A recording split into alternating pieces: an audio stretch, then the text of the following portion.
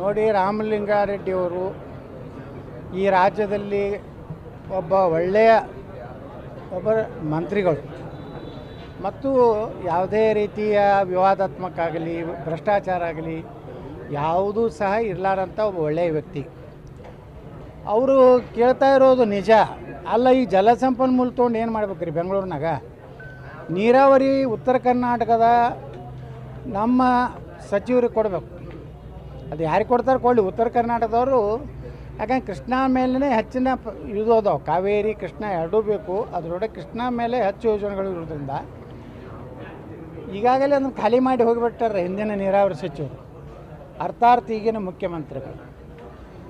ಮತ್ತೀಗ ಅಲ್ಲಿ ಏನೂ ಇಲ್ಲ, ಅದನ್ನು ಕೊಟ್ಟು ಬೆಂಗಳೂರು ಈ ಮಹಾನಗರ ಅನ್ನುವಂಥದ್ದು ಭಾಳ ದೊಡ್ಡ ಬಂಗಾರದ ಖನಿಜ ಇದೆ. ಪಾಪ ನಮ್ಮ ಕೃಷ್ಣ ಬೈರೇಗೌಡರು ಅಷ್ಟರು ದುಡ್ಡಿನ ವ್ಯಾಮೋಹದ ಮನುಷ್ಯ ಏನಲ್ಲ. ಆ ಒಂದು ಇಲಾಖೆ ಇಂಡೈರೆಕ್ಟಾಗಿ ತಾವೇ ನೋಡ್ಬೇಕಂತೇಳಿ ಮುಖ್ಯಮಂತ್ರಿ ಡಿ ಕೆ ಶಿವಕುಮಾರ್ ಅವರು ಈ ರೀತಿ ಒಂದು ಒಳ್ಳೆಯವರಿಗೆ ಕಾಲ ಇಲ್ಲ ಕಾಂಗ್ರೆಸ್ನಲ್ಲಿ. ಎಲ್ಲ ಪಕ್ಷದಲ್ಲಿಯೂ ಒಳ್ಳೆಯವ್ರ ಕಾಲ ಭಾಳ ಕಡಿಮೆ, ಆದರೆ ಕಾಂಗ್ರೆಸ್ನಲ್ಲಿ ಅಂತರೂ ಎಲ್ಲರಿಗೂ ಒಳ್ಳೆಯವರಿಗೆ ಎಲ್ಲೋ ಕಾಲಿಲ್ಲ. ರಾಮಲಿಂಗಾರೆಡ್ಡಿಯವರ ರಾಜೀನಾಮೆ ಈ ಸರ್ಕಾರದ ಒಂದು ಭವಿಷ್ಯದಲ್ಲಿ 20 ತಿಂಗಳ ಉಳಿದಿಲ್ಲ. ಈ ಸರ್ಕಾರದಲ್ಲಿ ಸಾಕಷ್ಟು ಭಿನ್ನಮತ ಪ್ರಾರಂಭ ಆಗ್ತದೆ. ನಿನ್ನೆ ನಮ್ಮ ಹಿಂದಿನ ಸಹಕಾರಿ ಸಚಿವರಾದಂಥ ರಾಜಣ್ಣವರು ಸಹ ಹೇಳಿದ್ದಾರೆ, ಅಹಿಂದವನ್ನು ಸಂಪೂರ್ಣವಾಗಿ ನೆಗ್ಲೆಕ್ಟ್ ಮಾಡ್ತಾಯಿದ್ದಾರೆ ಅಂತೇಳಿ.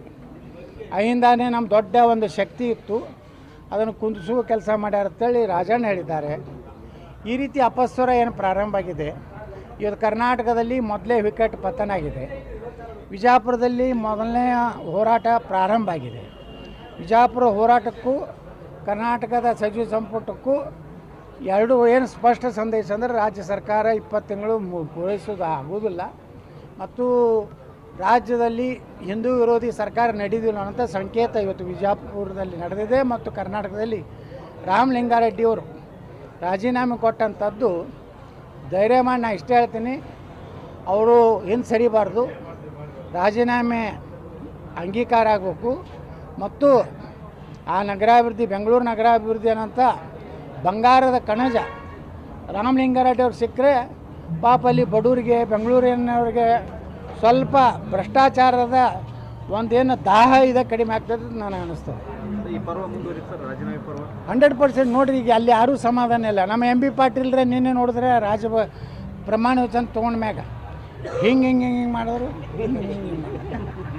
ಅಂದ್ರೆ ಎಲ್ಲರೂ ಒಂದಾಗ್ಯಾರ. ಇವರು ನಮ್ಮನ್ನ ಯಾರೂ ಹಳಿನಾಗಿ ಕೇಳಾಗ್ಯಾರ ಅನ್ನಂಗಿತ್ತು ಅದು ಸಂದೇಶ.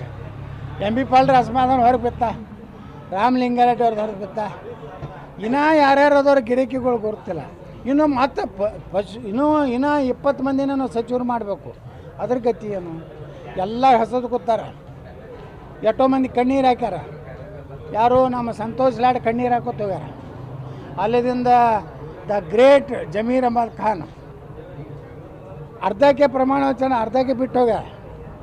ನಾನು ಭಾಳ ದುರ್ದೈವ ಅಂದ್ರೆ ನಮ್ಮ ಮಠಾಧೀಶರು ಕೆಲವು ಮಂದಿ ಕೇಸರಿ ಕ್ಯಾಮಿ ಹಾಕ್ಕೊಂಡು ಜಮೀರ್ ಅಹಮದ್ ಖಾನ ಉಪಮುಖ್ಯಮಂತ್ರಿ ಮಾಡ್ಲತ್ತ ಹೋಗ್ತಾರೆ. ಇವ್ರಿಗೇನು ಮಾನ ಮರ್ಯಾದೆ ಏನು ಸ್ವಲ್ಪ ಬೇಕಲ್ರಿ? ತಮ್ಮದೇನು ಇನ್ನೂ ಯಾವುದಾರು ಒಬ್ಬ ದಲಿತ ಹಿಂದುಳಿದ ಯಾವುದೋ ಒಂದು ಜನಾಂಗಕ್ಕೆ ಅನ್ಯಾಯ ಆಗಿದ್ರೆ ಹೋಗಲಿ. ಜಮೀರ್ ಅಹಮದ್ ಖಾನ್ ಉಪಮುಖ್ಯಮಂತ್ರಿ ಮಾಡೋಷ್ಟು ಅಂದರೆ ಎಲ್ಲಿಗೆ ಬಂದೈತೆ ಮಠಾಧೀಶರ ಕೆಲಸ ಅಂದ್ರೆ ಇವರು ಬರೇ ಮಂತ್ರಿ ಮಾಡೋದು ಮುಖ್ಯಮಂತ್ರಿ ಮಾಡೋದ್ರಾಗ ಇವ್ರು ಬಿದ್ದಾರೆ. ಈ ರಾಜ್ಯದ ಜನರಿಗೆ ಬೇಕಾಗಿದ್ದು ನೀರಾವರಿ, ನಿರುದ್ಯೋಗ ಯುವಕರು. ಇವತ್ತು 4 ಲಕ್ಷ ಹುದ್ದೆ ಖಾಲಿ ಅದಾವು. ನೀರಾವರಿ ಇಲ್ಲ, 4 ಲಕ್ಷ ಹುದ್ದೆಗಳು ತುಂಬಿಲ್ಲ. ಭ್ರಷ್ಟಾಚಾರ ಅಂತ ತುಂಬಿ ತುಳುಕಲಾಕತ್ತದ. ಮೊದಲೇ ಕರ್ನಾಟಕದ ಬಜೆಟ್ ಏನೋ ಬೊಕ್ಕಸ ಖಾಲಿ ಆಗಿದೆ. ಇಂಥದ್ರಲ್ಲಿ ರಾಮಲಿಂಗಾರೆಡ್ಡಿಯವರ ಮೊದಲನೇ ಏನು ಪತನ ಆಗಿದೆಯಲ್ಲ, ಇದು ಪತನದತ್ತ ಡಿ ಕೆ ಶಿವಕುಮಾರ್ ಸರ್ಕಾರ.